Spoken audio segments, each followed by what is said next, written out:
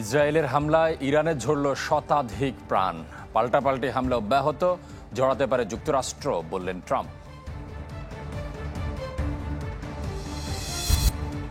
মধ্যপ্রাচ্যের চলমান সংঘাত আঞ্চলিক যুদ্ধের পূর্বাভাস, বলছেন বিশেষজ্ঞরা। লড়াই দীর্ঘ হওয়ার শঙ্কা।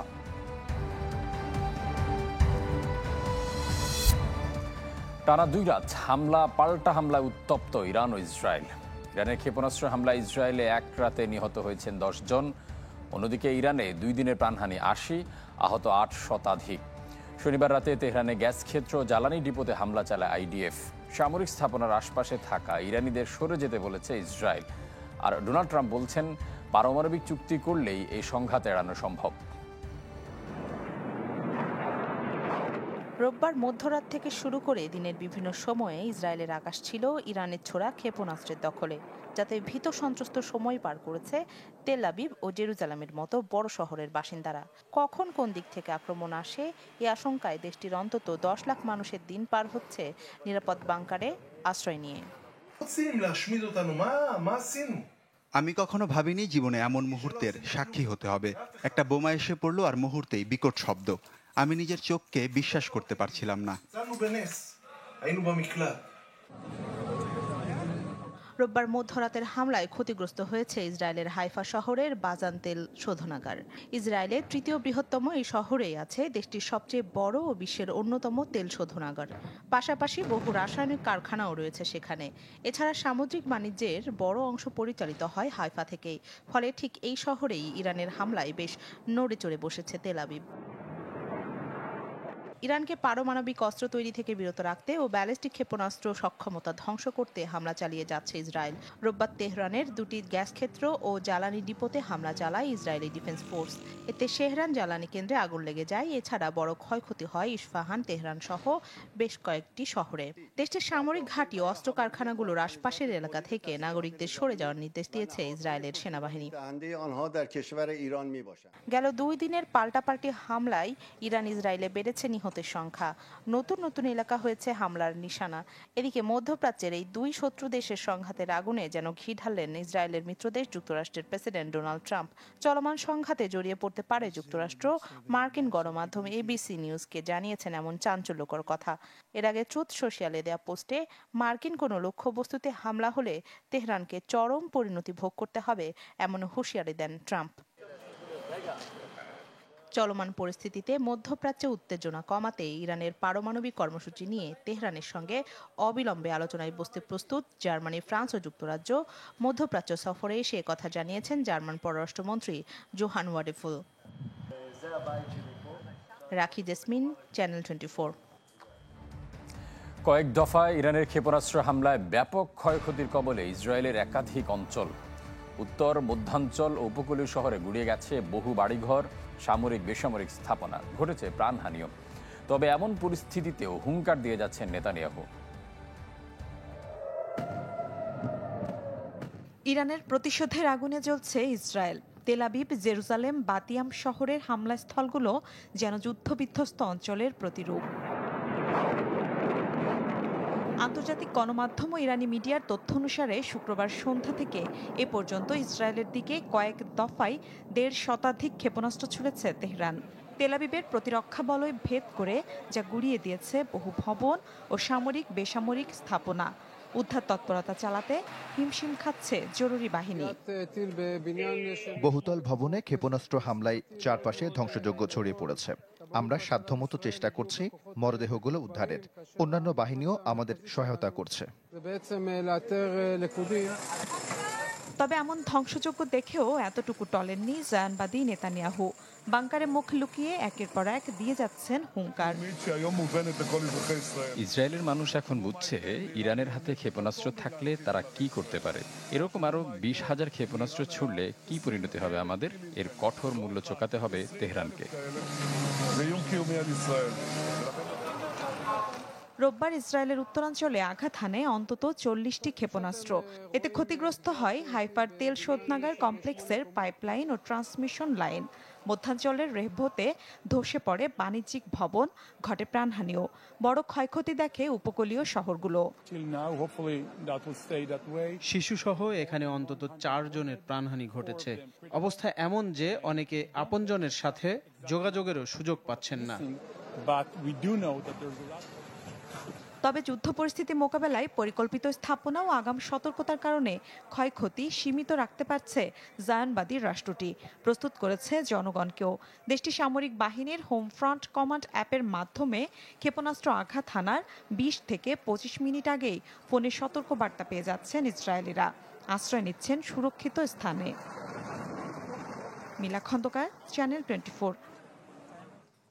ইরান ইসরায়েলে চলমান সংঘাতকে আঞ্চলিক যুদ্ধের পূর্বাভাস বলছেন বিশেষজ্ঞরা। নতুন করে শুরু হওয়ায় লড়াই চলতে পারে বছরের পর বছর। দীর্ঘমেয়াদী যুদ্ধের শুরুতে শত্রুকে কাবু করতে যে পদক্ষেপ, তারই প্রমাণ মিলছে রণকৌশলে। গায়ে পড়ে যে সংঘাতে নেমেছে ইসরায়েল, তার মোক্ষম জবাব দিতে মরিয়া ইরানও। শঙ্কা ঘনীভূত হচ্ছে মধ্যপ্রাচ্যে আঞ্চলিক যুদ্ধের এক বিপজ্জনক অধ্যায়ে ডুবে যাওয়ার। দীর্ঘদিন ইরানকে নানা ফ্রন্টে দুর্বল করার চেষ্টা করে আসছে ইসরায়েল। সামরিক সক্ষমতার অনেকটাই হারিয়েছে ইরান সমর্থিত বিদ্রোহী গোষ্ঠী হেজবুল্লাহ হুথিরাও। এটা সম্ভব হয়েছে নির্ভুল ইসরায়েলি গোয়েন্দা তথ্য আর আধুনিক প্রতিরক্ষা বাহিনীর ফলে। ইরানের ওপর হামলাতেও এই দুইয়ের মিশেল দেখাচ্ছে নেতানিয়াহু সেনারা। ইরানও ইসরায়েলের মনে ভয় ধরিয়েছে।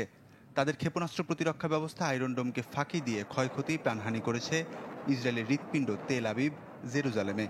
বোঝা যাচ্ছে তেহরান ছেড়ে কথা বলবে না। দীর্ঘযুদ্ধের প্রস্তুতির ছাপ স্পষ্ট। তবে মধ্যপ্রাচ্য বিশেষজ্ঞরা বলছেন, ক্ষয়ক্ষতির আশঙ্কায় হুট করেই সংঘাতে সর্বোচ্চ শক্তি প্রয়োগ করবে না কোনো পক্ষই। এক্ষেত্রে ইরানের ছায়া সংগঠনগুলো কী মাত্রায় সম্পৃক্ত হচ্ছে এতে, আর তেল আবিব যুক্তরাষ্ট্রকে কতটুকু পাশে পাচ্ছে, এর ওপর নির্ভর করছে অনেক কিছুই। Waliullah Faruk, channel 24। Israel Iran যুদ্ধে সবচেয়ে বড় আঘাত এসেছে জ্বালানির বাজারে। 60-এর ঘরে থাকা অপরিশোধিত জ্বালানির দাম এখন 70-এর ঘরে। জেপি মর্গান বলছে, যদি এ পরিস্থিতি চলতে থাকে তাহলে দাম বাড়তে পারে ব্যারেল প্রতি $120। আর হরমুজ প্রণালী বন্ধের হুমকি ইরানের। গেল 2 বছর ধরে মধ্যপ্রাচ্য দুশ্চিন্তার রাজ্যে পরিণত করেছে বিশ্ব বাণিজ্যকে। নতুন করে ইরান ইসরায়েল সংঘাতে আবারও অস্থির বৈশ্বিক তেলের বাজার। হামলার পরপরই 2 মাসের মাঝে সর্বোচ্চ হয় তেলের দাম। বৈশ্বিক তেল সরবরাহের তৃতীয় গুরুত্বপূর্ণ পথ হরমুজ প্রণালী। সংকীর্ণ এই সমুদ্র পথ দিয়ে বৈশ্বিক জ্বালানির 30% ও প্রাকৃতিক গ্যাসের 25% সরবরাহ হয়ে থাকে। দুদেশের মধ্যকার এই সংঘাত অব্যাহত থাকলে বিকল্প পথে সরবরাহ করা যাবে মাত্র 8%, যা নিয়ে শঙ্কায় বড় দেশগুলো। এদিকে জেপি মর্গানের পূর্বাভাস বলছে, অস্থিরতা চলমান থাকলে তেলের দাম ব্যারেল প্রতি পৌঁছাতে পারে $120, যার প্রভাব পড়বে যুক্তরাষ্ট্রের বাজারেও। দেশটির খুচরা বাজারে মূল্যস্ফীতি বাড়তে পারে 2.25%, আর ভারতের ক্ষেত্রে প্রতি $1 বৃদ্ধির বিপরীতে গুনতে হবে প্রতি লিটারে 60 পয়সা পর্যন্ত। হরমুজ প্রণালী বন্ধে প্রতিদিন 20 মিলিয়ন ব্যারেল জ্বালানি সরবরাহ ঘাটতির মুখে পড়তে পারে বলে ধারণা করছেন বিশ্লেষকরা। এরই মাঝে 10% বেড়ে জ্বালানি তেলের দাম হয়েছে ব্যারেল প্রতি $74, যা বাড়তে পারে আরও 8 থেকে 9%। নাদিয়া ইসলাম তুলি, চ্যানেল 24। এদিকে ইরানে চলমান হামলার মধ্যেই গাজায় আরও আগ্রাসী ইসরায়েল। একদিনে উপত্যকাটিতে 79 ফিলিস্তিনিকে হত্যা করেছে জায়নবাদী সেনারা। বেশিরভাগ হত্যাকাণ্ড ইসরায়েল যুক্তরাষ্ট্র পরিচালিত বিতর্কিত ত্রাণ সংস্থার কর্ম এলাকার আশপাশে। গেল মাসে ত্রাণ কার্যক্রম শুরু করে গাজা হিউম্যানিটেরিয়ান ফাউন্ডেশন। শুরু থেকে এই সংস্থাটির কাছে ত্রাণ নিতে আসা ফিলিস্তিনিদের উপর হামলা চালায় ইসরায়েল, যাতে এ পর্যন্ত প্রাণ গেছে 274 ফিলিস্তিনির, আহত অন্তত 2000। এছাড়া নিহতের খবর এসেছে দেইর আল বালাহ ও খান ইউনিস থেকেও। চলমান যুদ্ধে ফিলিস্তিনের প্রাণহানি দাঁড়িয়েছে 55,290 জনে।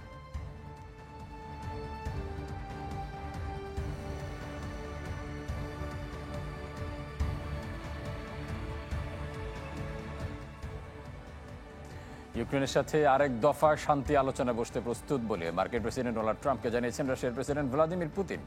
তবে দেশ দুটির মধ্যে অব্যাহত রয়েছে হামলা পাল্টা হামলা। নতুন করে রুশ নিয়ন্ত্রিত ঝাপরঝিয়াতে 3টি আকাশ প্রতিরক্ষা ব্যবস্থা ধ্বংসের দাবি ইউক্রেনের। এ নিয়ে আরও জানাতে রাশিয়া থেকে আমাদের সাথে যুক্ত হচ্ছেন সহকর্মী তারেক মাহমুদ। আমরা যাচ্ছি তার কাছে। তারেক, রুশ ইউক্রেন হামলার বিষয়ে আপনার কাছে সবশেষ কি তথ্য রয়েছে সেটি দর্শকদেরকে জানাবেন। ধন্যবাদ আপনাকে। আপনি যেটা বলছিলেন, শান্তি আলোচনা চলমান রয়েছে।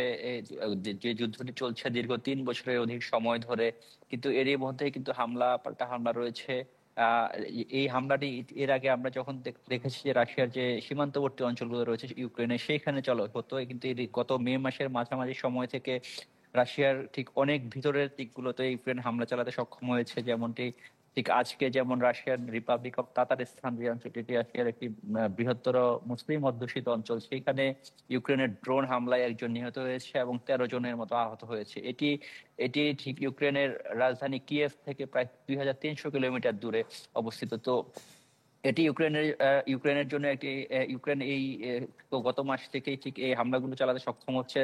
যদিও রাশিয়ার আকাশ প্রতিরক্ষা ব্যবস্থা কিন্তু তারা বিভিন্ন ব্যবস্থা নিচ্ছে যে এই ড্রোনগুলো নিষ্ক্রিয় করার জন্য। ঠিক গত মে মাসের মাঝামাঝি থেকে এখন পর্যন্ত যে রাশিয়ার যে আকাশ প্রতিরক্ষা বাহিনী রয়েছে তাদের বরাত দিয়ে তারা জানিয়েছেন যে প্রায় 2300টি ড্রোন তারা নিষ্ক্রিয় করতে সক্ষম হয়েছে। কিন্তু এর মাঝেই কিন্তু রাশিয়ার অনেক ভিতরের অনেক অঞ্চলে ইউক্রেন ড্রোন হামলা চালাতে সক্ষম হয়েছে, যেটি ইউক্রেনের জন্য একটি বড় সাফল্য বলা যায়। তারপরে পাশাপাশি আরেকটি বিষয়, এর মধ্যেই কিন্তু শান্তি আলোচনা চলমান রয়েছে। সর্বশেষ যে আলোচনাটি হয়েছিল ইস্তাম্বুলে, সেখান থেকে তারা দুই পক্ষের মধ্যে যে যুদ্ধে নিহত মৃতদেহ হস্তান্তরের যে সমঝোতা হয়েছে সেটি চলমান রয়েছে। রাশিয়ার পক্ষ থেকেও ইউক্রেনের বিভিন্ন অঞ্চলে হামলা চালানো হয়েছে। যে এই পাল্টা হামলার মধ্যে রয়েছে কিন্তু এরই মধ্যে যে একটি বন্ধি বিনিময়, মৃতদেহ বিনিময়, এই কার্যক্রমগুলো চলমান রয়েছে। চলমান যে ইসরায়েল এবং ইরানের যে যুদ্ধটি শুরু হয়েছে, সেই প্রসঙ্গে গতকালকে মার্কিন প্রেসিডেন্ট ডোনাল্ড ট্রাম্পের সাথে একটি ফোন আলাপ করেছিলেন রাশিয়ান প্রেসিডেন্ট ভ্লাদিমির পুতিন। সেখানে তিনি জানিয়েছেন যে তারা এই আলোচনাটি এসেছে যে রাশিয়া ইউক্রেন যুদ্ধের বিষয়টি, সেখানে আরো এক দফা শান্তি আলোচনা হতো বা ইস্তাম্বুলে হবে তুরস্কের রাজধানী, সেখানে দুই পক্ষের আরেকটি আলোচনা হতে পারে। সেই আলোচনাটি আসলে এর আগে দীর্ঘ 3 বছরের পর দুই দফা আলোচনা হয়েছে দুই দেশের সাথেই, কিন্তু সেই উল্লেখযোগ্য তেমন কোনো সেই শব্দটা আসেনি সেই শান্তি আলোচনা থেকে। মূলত যে বিষয়টি, রাশিয়া তাদের যে দাবিগুলো রয়েছে সেই দাবিতে অনড় রয়েছে এবং রাশিয়ার পক্ষ থেকে বারবার বলা হয়েছে যে ইউরোপের দেশগুলো এই শান্তি আলোচনাকে ব্যাহত করছে। তারা ইউক্রেনের যে প্রেসিডেন্ট রয়েছে ভলোদিমির জেলেনস্কি, তাকে ভিন্ন পথে প্রবাহিত করছে। তো রাশিয়ার পক্ষ থেকে দাবি করা হচ্ছে যে মূলত পশ্চিমা দেশগুলোর কারণে শান্তি আলোচনাটি বাস্তবায়ন সম্ভব হচ্ছে না। আবার ইউক্রেনের ঠিক পাল্টাপাল্টি ভাবে ইউক্রেন থেকে বলা হচ্ছে যে রাশিয়া যে শর্তগুলো দিয়েছে যুদ্ধ বন্ধের জন্য, সেই শর্তগুলো ইউক্রেনের পক্ষে আসলে মেনে নেওয়া সহজ নয়, যার কারণে এই আলোচনাটি আসলে কোনো উল্লেখযোগ্য ফলাফলের মধ্যে আসে। তারেক, আপনাকে অসংখ্য ধন্যবাদ। ভারতের উত্তরাখণ্ডে যাত্রীবাহী হেলিকপ্টার বিধ্বস্ত হয়ে প্রাণ গেছে 7 জনের। 6 সপ্তাহের ভারতের আকাশে পঞ্চম দুর্ঘটনা এটি। স্থানীয় সময় রোববার কেদারনাথ ধাম থেকে গুপ্তকাশী ফিরছিল আরিয়ান এভিয়েশনের হেলিকপ্টারটি। পাইলট সহ ছিলেন 7 আরোহী। ভোর 5:30টার কিছু আগে কেদারঘাটি দুর্গম অঞ্চলে বিধ্বস্ত হয় হেলিকপ্টারটি। জানা যায় নিহতরা উত্তরাখণ্ড, উত্তরপ্রদেশ, মহারাষ্ট্র এবং গুজরাটের বাসিন্দা। প্রাথমিকভাবে বৈরী আবহাওয়া ও যান্ত্রিক ত্রুটির কারণে এমন দুর্ঘটনা বলে ধারণা উত্তরাখণ্ড সিভিল এভিয়েশনের।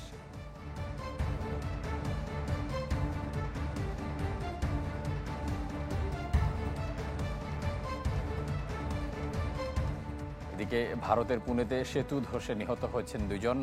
দুর্ঘটনার পর স্রোতে ভেসে নিখোঁজ রয়েছেন অনেক পর্যটক। রোববার কুন্দুমালা গ্রামের কাছে হয় দুর্ঘটনা। সাপ্তাহিক ছুটির দিন হওয়ায় পর্যটকদের ভিড় ছিল সেতু এর আশপাশে এলাকায়। সেতু ধসের সময় অন্তত 20 জন পড়ে যান নদীতে। তাদের খোঁজে চলছে উদ্ধারকারী দলের অভিযান।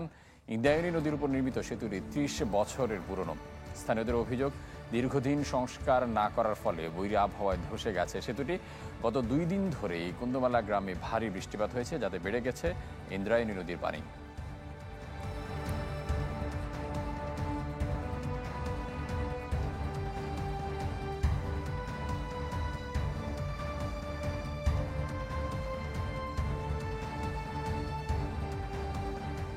এই ছিল আজকের ইসলামী ব্যাংক পিএলসি ওয়ার্ল্ড নিউজ শুরুতে। বিশ্বের গুরুত্বপূর্ণ সব সংবাদ ও বিশ্লেষণ জানতে চোখ রাখুন চ্যানেল 24 এর পর্দায়। এছাড়াও দেখতে পারেন ফেসবুক এবং ইউটিউবে। আর এতক্ষণ সাথে থাকায় ধন্যবাদ সবাইকে।